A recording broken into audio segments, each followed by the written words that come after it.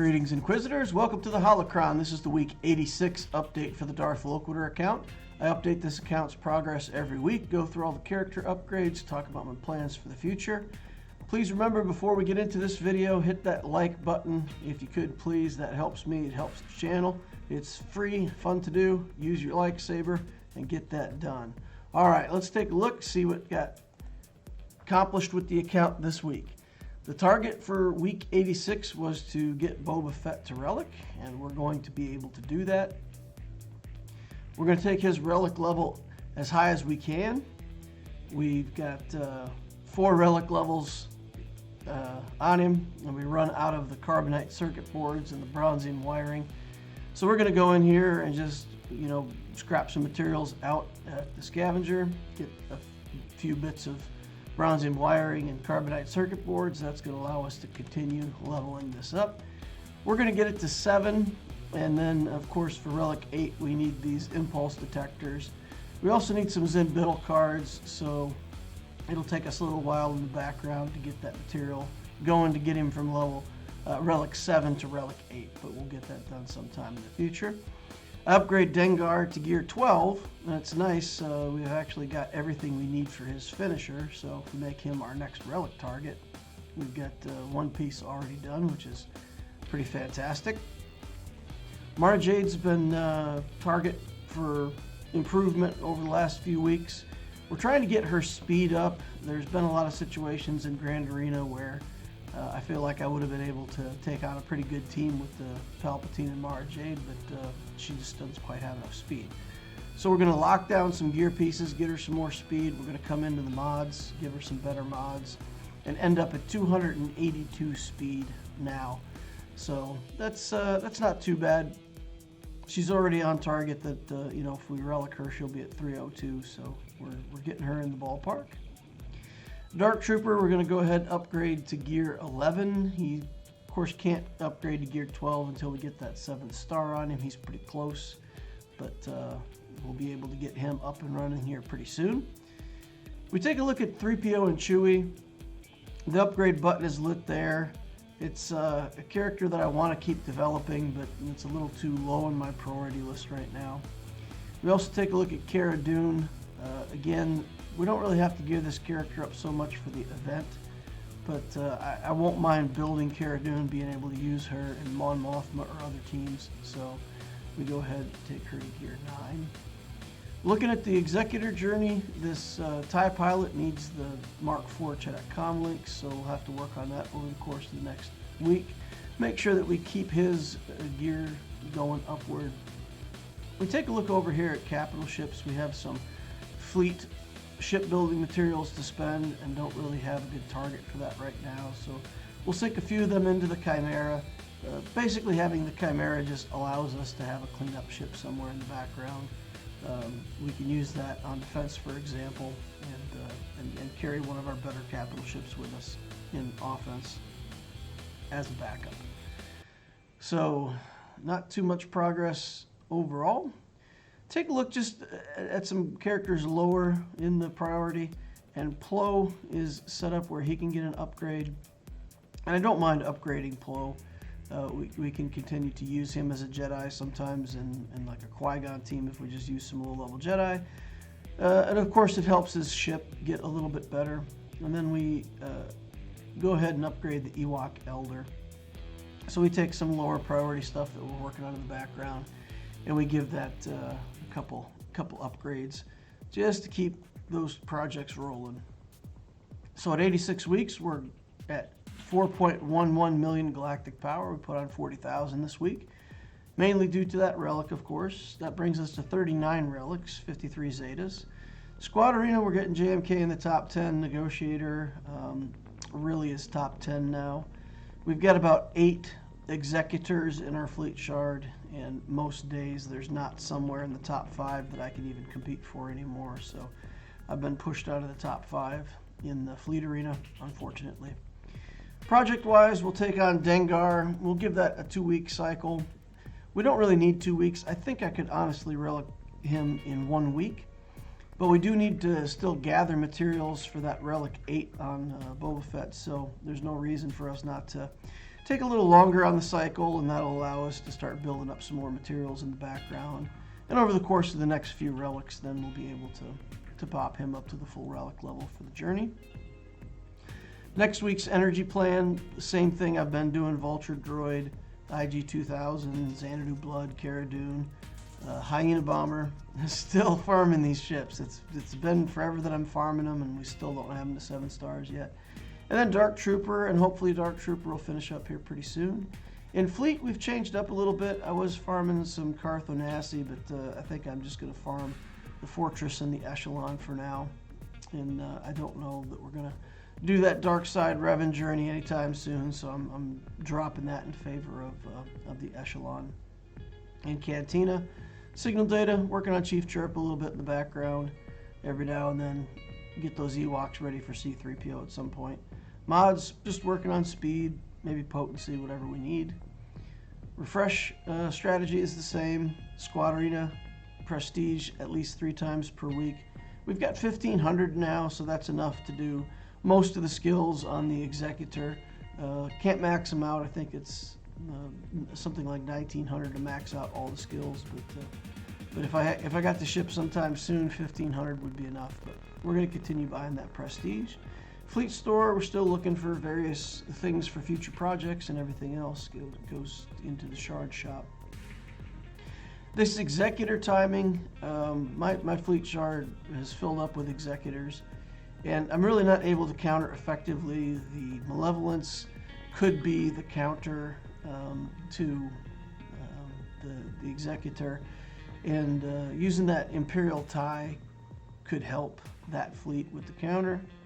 The issue is that even for my Malevolence fleet, I currently don't even have the Vulture and Hyena Bomber to 7 stars yet. So if I built up that Imperial TIE Fighter and tried to use the Malevolence counter that works most of the time against the Executor, I still just don't have my ships in shape to beat it. Might need a Relic Sunfac to be able to do that. So it's not likely that I'm going to be able to build my Malevolence into a counter. And so there's just going to be a gap for the next few months. I think it's going to take, I won't be ready by the next Executor event. I hope to be ready for the event after, so 2 months from now. So there'll be a little gap where I'm not able to get that top 5 placement in fleets. But yeah, we'll muddle through. We should be okay. But it does leave me with a pretty big takeaway on fleet. Between this and working on my new account, the Obtesio account that I started in January of this year, some people, several people actually, in that shard are clearly just going straight for an Executor first kind of build. And they've already got the Razor Crest, they've already got Relic Beskar Armor Mandos, they've got the fleet all developed, and they're just waiting for the Executor. Probably working on their Relic 8 requirements, and those are kind of hard to finish out for a brand new account. But yeah, we're going to have at least 2 Executors in the Fleet Shard within the first 6 months, and probably at least 3 more to follow within the next few cycles. So the top 5 are very quickly going to be taken up by Executor fleets. So I feel like with the way the game works now for newer players, it's going to be critical to either also do that Executor first build or go for the First Order with the Finalizer very early in the game. And the First Order fleet is a fairly reliable counter, or at least I've found it to be fairly reliable in beating the Executor. It can beat every fleet in the game. So if you build that, then at least you can push those fleets out of there when it's time for your payout. So if you want to do the Executor first, the Relic 8 requirements are just really hard for a brand new account. So unless you're willing to spend the time in crystals, it's really not possible. But you can either spend money to buy the Relic 8 materials directly, or you have to buy the Relic 8 stuff out of the shop. And if you want to spend your crystals, save up and do that, it would be very hard to do free to play unless you were willing to spend some kind of money. So, but anyway, for players that are willing to commit, they get the best fleet up front, which is a big benefit. Or I think more likely, what I'll recommend that people do is build the First Order fleet. It can work against any fleet, including the Executor. Although the First Order fleet is really bad on defense, so once you build that, you're always going to be in contention for the top spot in Fleet Arena. But it also means you may have to refresh. You may have to play 5 or maybe even more than 5 matchups to rise up in Fleet Arena for your payout, because you will get pushed down quite a bit with this fleet. If you develop a good Geo fleet, build a Malevolence on the side, then you can switch out to your better fleet for defense and let that hold overnight. So that's on my main account. I climbed for a long time with the Finalizer fleet, but then on the last battle, when I was satisfied with my placement, I would play one more battle and I would stick the Negotiator fleet in there to at least hold, so that I didn't have to come back in, play 10 games the next day. Unfortunately, to counter 7-star Executors, I feel like you really do need to have a 7-star Finalizer. So you're still stuck in this trap where even if you build the early Finalizer and First Order fleet, you still most likely have to invest some crystals to push that up to 7 stars ahead of time.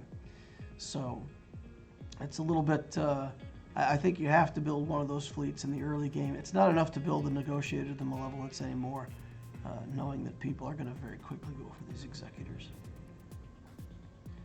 So CG has talked about before that they're going to rationalize the fleet crystals also, that just like Squad Arena, the payouts have gone to Grand Arena, and they're going to roll the Fleet Arena payouts also into Grand Arena.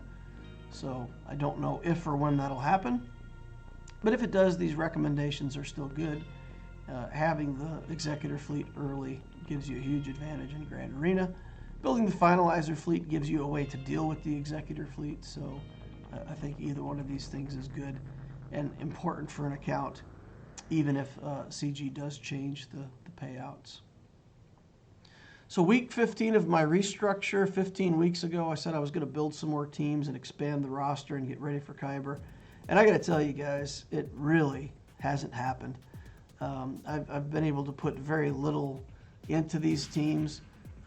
We have built up the Night Sisters just a little bit. We've built up, some of the other teams that were in the background with a little better gear.